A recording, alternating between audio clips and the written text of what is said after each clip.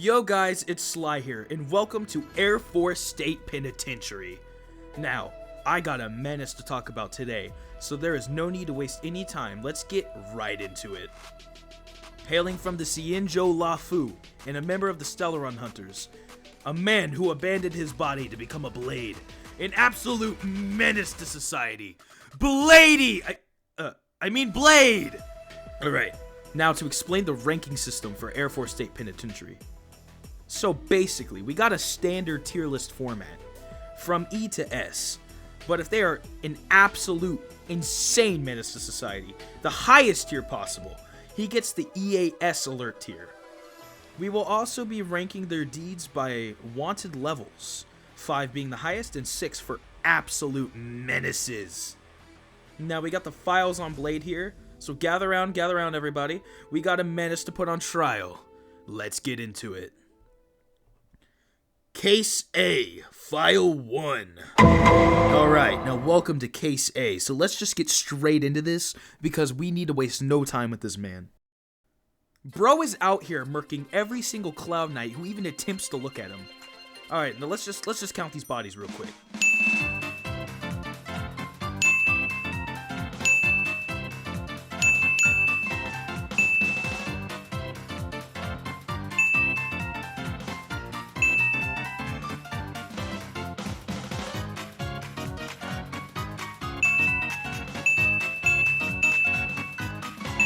$14. Bro single-handedly deleted an entire army of Cloud Knights.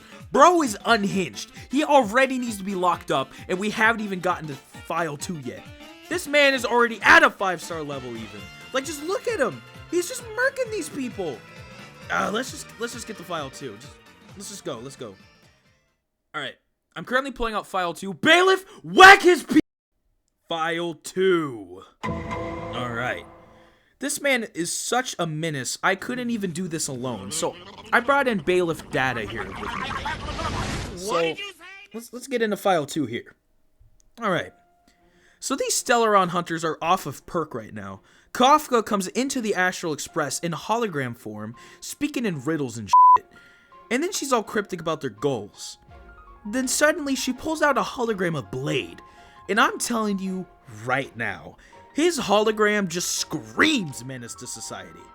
And then she starts talking about how bro got arrested, trying to make it sound like it wasn't intentional. Now believe you me, this man got arrested on purpose. He let himself get captured knowing he was going to escape. Look at him. He's grinning ear to ear. He's happy to be here right now.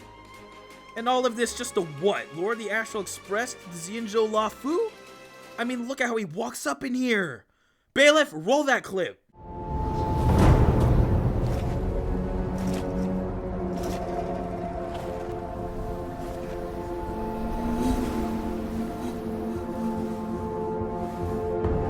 Yanqing. Yes, General. Watch this person carefully.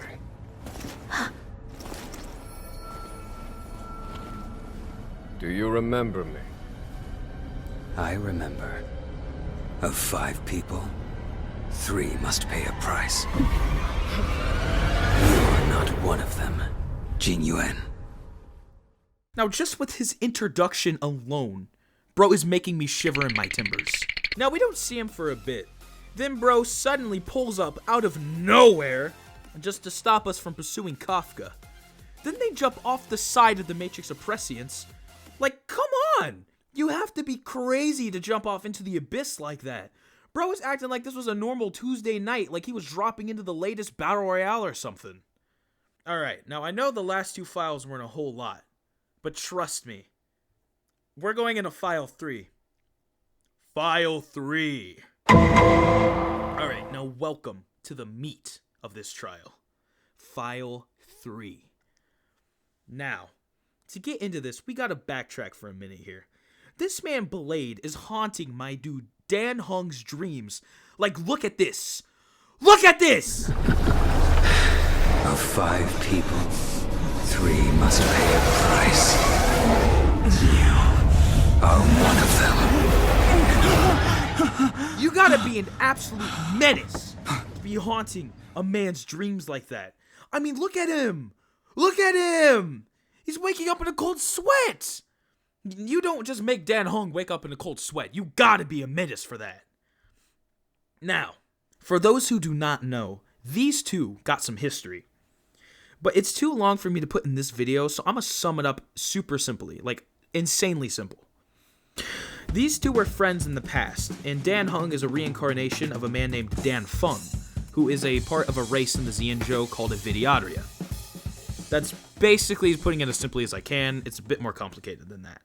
So some time passes, and then Dan Heng goes on a journey to find his friends due to being absolutely shook knowing that Blade is out there. Which again is completely understandable. That man is a danger to society. Keep him away, please. So Dan pulls up, then Blade and Kafka are just waiting for him.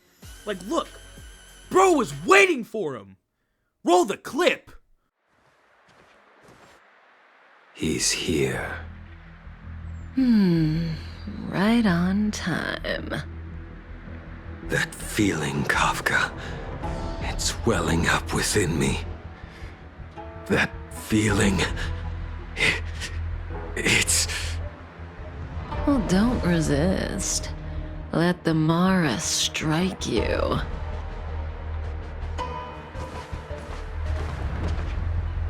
You're here.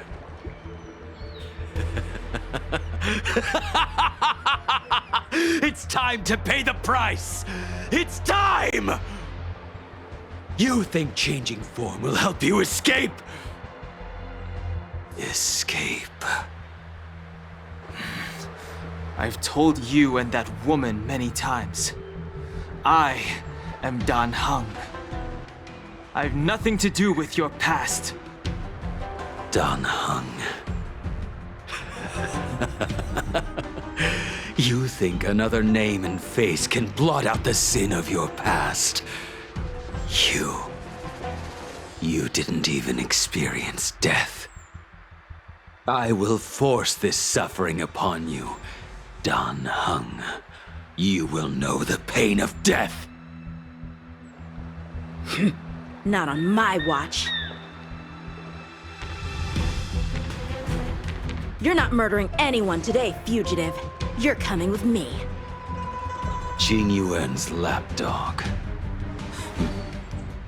Did the general not teach you to choose your battles wisely? Hey, move back. Things are about to... Huh? You look so familiar. Look out!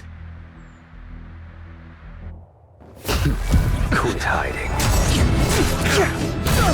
Your true self revealed. Stop!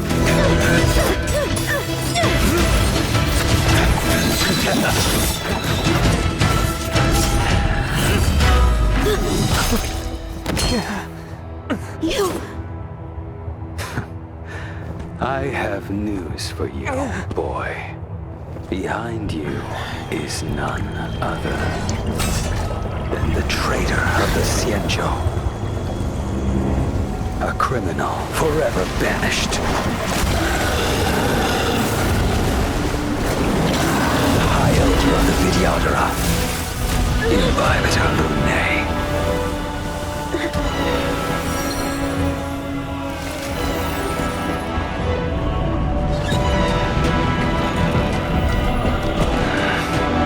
You really thought the Stellaron hunters were the only ones to infiltrate the Xianzhou? In that case, I'll bring both of you to justice. Alright, now we gotta talk about this. My bro was pulling out all the stops to cook my man Dan Heng. Then Yang Qing jumps into the fray, and then he 1v2s them, and wins! Like, this bro was throwing swords with his mind, and Blade was out here deflecting them like his defense stat was maxed out. Like, bro is Dark Souls freaking stealth 100, defense 100. Like, bro, look at this man! Look at him! Look at his face! This man is off of perk right now! And then Dan Heng becomes a Imbibitor Lunae, and bro is over here monologuing. Then they both fight Yang Qing before Jing Yuan walks up and stops the battle completely. And I also gotta say, Kafka a real one for this. It is crazy to have the ability to control that man's Mara like that. I gotta give props to Kafka for that one. Gold star, honestly. And then the last thing we have to look at here before we get to the sentencing is his fight with Jing Liu. I mean, this was just supposed to be the High Cloud Quintet meeting each other one last time, and bro pulled up just to fight the ops. Look at him. I mean, he wants to smoke 24/7. I mean, come on, they end up fighting and just look at this. Bailiff, roll the clip. We were here once, 700 years ago. Laughing, sparring, and thinking about the future. Their faces still linger before my eyes, like a bygone dream.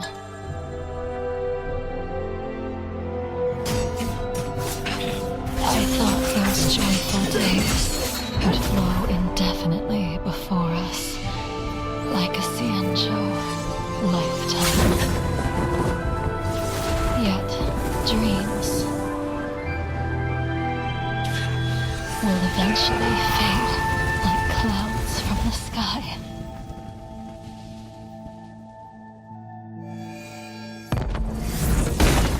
Then surprisingly, Jing Liu actually cooked him. And then he ends up monologuing about it. And then because he's immortal, he gets back up! His sword was buried into his chest. Like, bro, come on! Conclusion. Alright, so now it's time for the final sentencing. And I'm gonna be honest, I was originally gonna give him an S rank. But he has got to be in a national emergency rank. This man is not only still on the prowl in the Star Rail universe, but nobody knows what's gonna happen next. How many stars are we about to be giving him? Originally 5, but you know what? 6. 6 stars. Blade is wildin'. Blade is sentenced to life in the Air Force State Penitentiary, a well-deserved sentence for an absolute menace. And we will be getting to the rest of his Stellaron Hunter friends at a later date.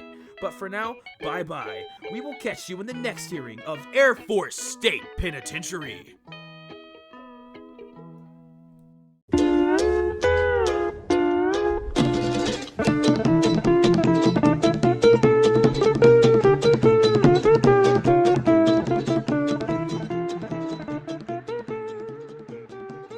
Here he is. I don't know if I'm ready to see him again. His hotness, it's overwhelming. I can feel it. Ah, great, it's you people. There he is. My ex. You thought you could leave me on red and never talk to me again. You thought you can never pay the consequences? Well, yes. I see how it is. Look, I told you I don't care for Snapchat just because I never open your Snap. I'm telling you time and time again. I changed forms. I'm not the man from your past. Then why didn't you just text me? It's a bit of an odd question, isn't it? If you don't like using Snapchat, you could have just called me babe. But you didn't. You decided to ghost me and break my heart. My blade has been forever soft since... I came here for a cupcake. What the f... Yeah, I came here to meet a 12-year-old girl. I'm here for a cupcake. Jesus Christ. It's EDP, but white. What should I call you? Bleached EP? I'm so confused. Hey, are you with a 12-year-old girl? Do I look like a woman to you? Yes, you do. What the You really do. Now, Your come sanctuary back is about to be a vision here in a second.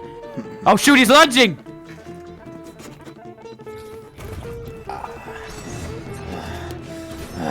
Take those clothes off. Stop! Hey! Get away from my 12-year-old girl. I mean my cupcake dealer.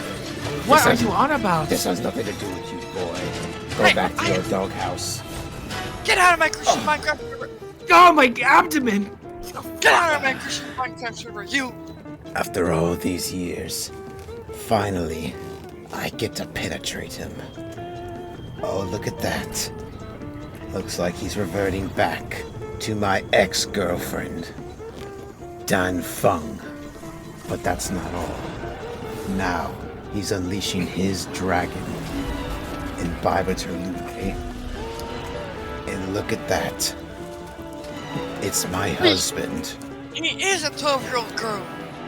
Dan Schlung. Why do you keep calling me a 12-year-old girl? I am clearly a man.